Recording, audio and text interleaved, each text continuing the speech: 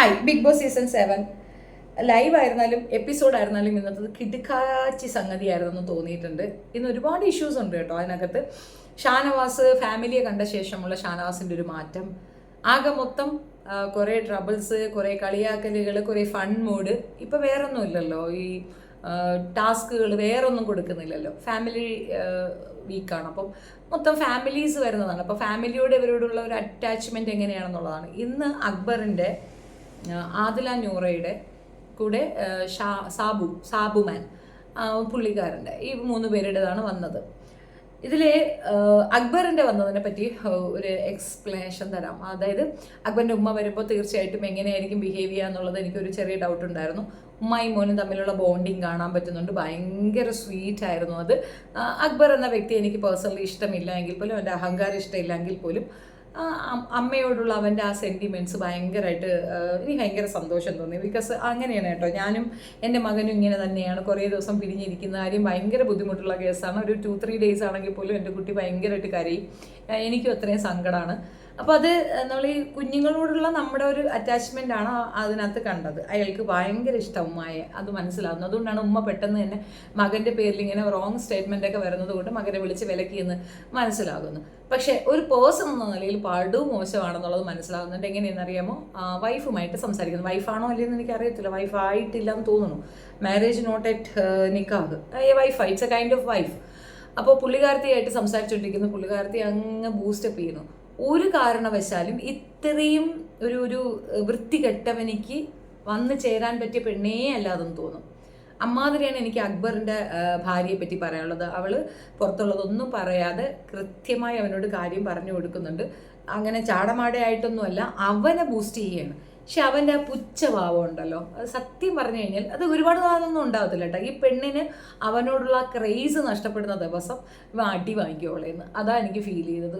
ശരിയല്ലെന്നേ അങ്ങനെ ഒരുമാതിരി കളിയാക്കി പറയണത്. ആ ഒരു പോഷൻ എനിക്ക് ഭയങ്കരമായിട്ട് ഫീൽ ചെയ്ത്, അയ്യേ ഈ പെണ്ണ് ഇവനെയാണോ പുകഴ്ത്തിയെന്ന്. അവൾക്കത് മനസ്സിലാവുന്നുണ്ട്, അവൾ ഹേർട്ട് ചെയ്യപ്പെട്ടു എന്ന് മനസ്സിലാവുന്നുണ്ട്. പക്ഷെ അത് കാണിക്കുന്നില്ല. മേ ബി നിങ്ങൾ കണ്ടവർക്ക് നിങ്ങൾക്ക് മനസ്സിലാവുമായിരിക്കും. എനിക്ക് ഒട്ടും ഇഷ്ടപ്പെട്ടില്ല. പെണ്ണ് പറയുന്നത് ഷെയറുമാണ് നിങ്ങൾ, ഷെയർ മീൻസ് സിംഹമാണ്, സിംഹമാകണം, നിങ്ങൾ നന്നായിട്ട് കളിക്കണം, മൈൻഡ് ഗെയിം കളിക്കണം. നിനക്കിതൊക്കെ പറയാൻ ഞാനിവിടെ എന്തോ, നീ അവിടെ ഒരു ഉണ്ടേയില്ല. നിനക്ക് ഒരുപാട് സപ്പോർട്ട് കിട്ടുന്നുണ്ട്, പക്ഷെ അക്ബറിന് അത് യൂസ് ചെയ്യാൻ അറിയത്തില്ല എന്നുള്ളതാണ് മനസ്സിലാകുന്നത്. ആൻഡ് ദെൻ അക്ബറിൻ്റെ മറ്റൊരു പ്രശ്നവും കൂടെ അവിടെ ഫേസ് ചെയ്യുന്നതുണ്ട്. അക്ബറാണ് ഇന്നത്തെ എൻ്റെ ഒരു കേന്ദ്ര കഥാപാത്രം. പിന്നെ അക്ബറിൻ്റെ ഉമ്മ ആദില നൂറയോട് ബിഹേവ് ചെയ്തത് നന്നായിരുന്നു. അതും നമ്മളൊരു എക്സ്പെക്റ്റേഷനിൽ ഇരിക്കുകയായിരുന്നു, എങ്ങനെയായിരിക്കും അവരിന് ബിഹേവ് ചെയ്യാൻ പോകുന്നവർ, മാറി നിൽക്കാൻ പറയുക, കുറച്ച് ഓൾഡ് ജനറേഷൻ ആയിരിക്കുമെന്ന്.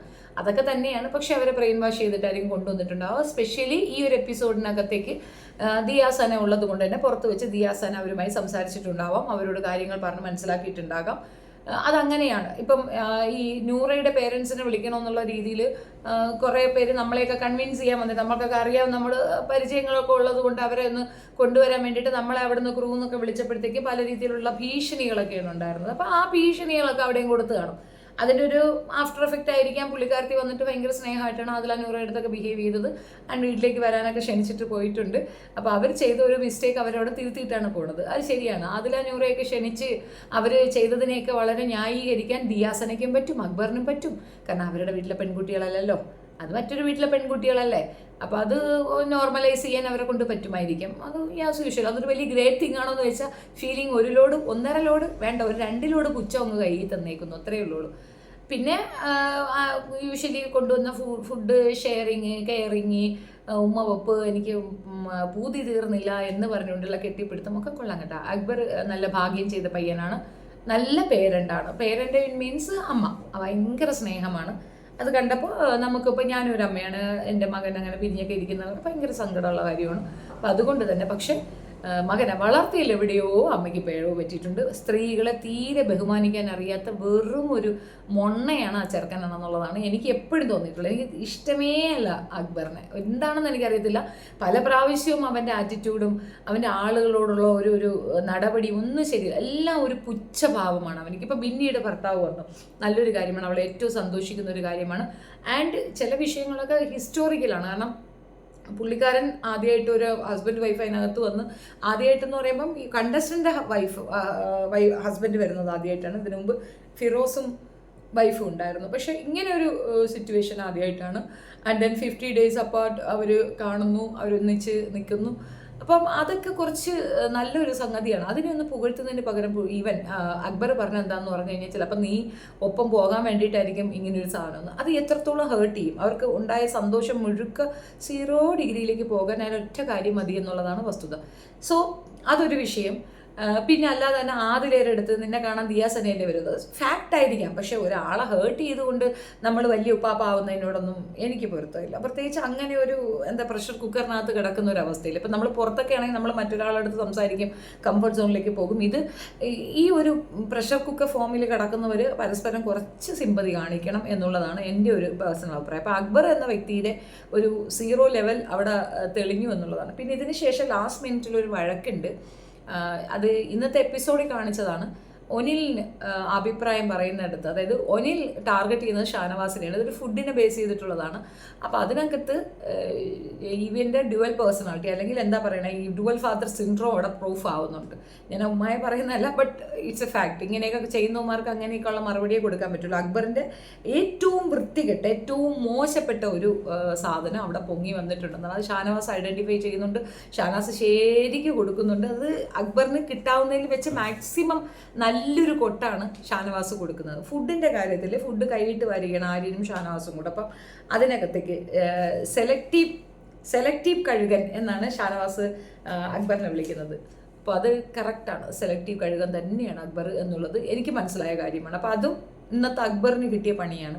പക്ഷെ ഹാപ്പിനെസ് ഉണ്ടോയെന്ന് ചോദിച്ചു കഴിഞ്ഞാൽ ഇപ്പോൾ കരയൊക്കെ ചെയ്യുന്നുണ്ട്, പുള്ളിക്കാരൻ ഉമ്മായൊക്കെ വന്ന് ഇറങ്ങുന്നതാണ് ഇപ്പോൾ കഴിഞ്ഞുകൊണ്ടിരിക്കുന്നത്. പക്ഷേ ആ അനീഷിന് ഷാനവാസിനുണ്ടായ ഒരു ഗുമ്മില്ലേ, ആ ഒരു സ്പെഷ്യൽ ഫീലിംഗ്, അത് ഇവർക്ക് ആരുടെ ഫാമിലി ഒന്നപ്പോഴും ഇല്ല, ആർക്കും തോന്നിയിട്ടുണ്ടായിരുന്നില്ല.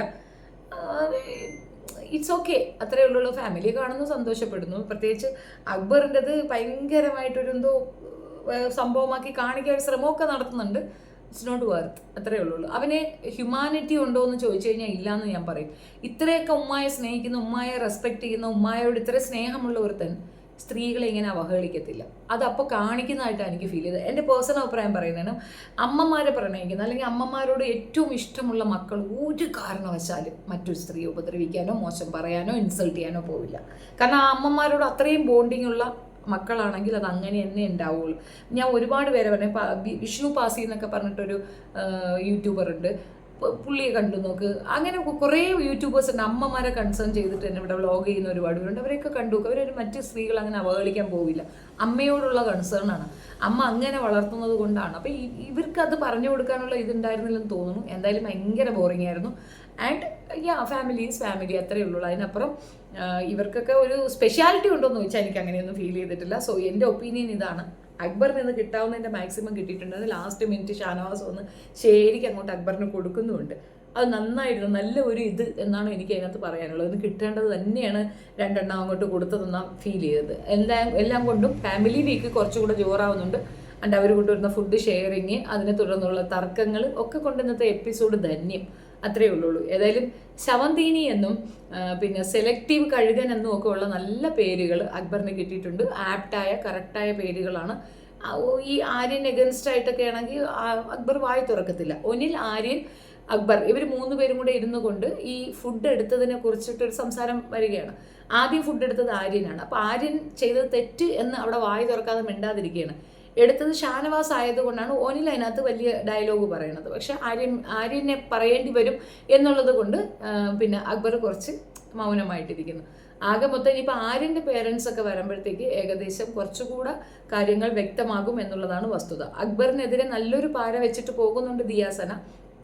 ഒന്നാമത്തെ കാര്യം, അത് മനസ്സിലാക്കുന്ന തക്കവണ്ണമുള്ള ഒരു പക്വത ആര്യൻ ഉണ്ടായിട്ടില്ല. അതുകൊണ്ട് അത് പ്രശ്നമാണ്. ഏതായാലും വരും ദിവസങ്ങളിൽ കുറച്ചുകൂടെ ഇൻട്രസ്റ്റിംഗ് ആകാൻ ചാൻസ് ഉണ്ട്. ഇത് ഈ ഒരു വീക്ക് ഫുള്ള് ഫാമിലി ആയിരിക്കും എന്ന് തോന്നുന്നു. ഇനിയും കുറച്ച് പേരുടെയും കൂടെയൊക്കെ വരാനുണ്ടോ, 2-3 ദിവസം കൂടെ അല്ലേ ഉള്ളൂ. അപ്പം ഫാമിലി ആയിരിക്കാനാണ് ചാൻസ്. എന്തായാലും കൊള്ളാം. പിന്നീട് ഫാമിലിയും കൂടെ വന്നെങ്കിൽ കൊള്ളാമെന്ന് തോന്നിയിരുന്നു. എന്തായാലും തിരിച്ച് പോകാത്തത് ആളുകളായതുകൊണ്ടായിരിക്കാം ഹസ്ബൻഡിൽ മാത്രം ഒതുക്കിയെന്ന് തോന്നുന്നു. പക്ഷേ ഫാമിലി കൂടെ വന്നിരുന്നെങ്കിൽ കൊള്ളായിരുന്നു. ഐ മീൻ അമ്മയോ അച്ഛനോ സഹോദരങ്ങളോ ആരെങ്കിലും ഒക്കെ. അനുമോൾക്ക് ഒരു മൊത്തത്തിൽ ക്യാമറയെ നെഗ്ലക്റ്റ് ചെയ്യുന്ന ഒരു രീതിയാണ് ഇന്നത്തെ എപ്പിസോഡിൽ കണ്ടിട്ടുള്ളത്. കൂടുതൽ വിഷയങ്ങൾ വീണ്ടും ഒരു വീഡിയോയിൽ ചെയ്യുന്നതായിരിക്കും. തൽക്കാലം ഇത്രയുള്ള episode review. Thank you so much. Video ഇഷ്ടപ്പെട്ടതിന് ലൈക്ക് ചെയ്യണം, ഷെയർ ചെയ്യണം ആൻഡ് സബ്സ്ക്രൈബ് മൈ ചാനൽ.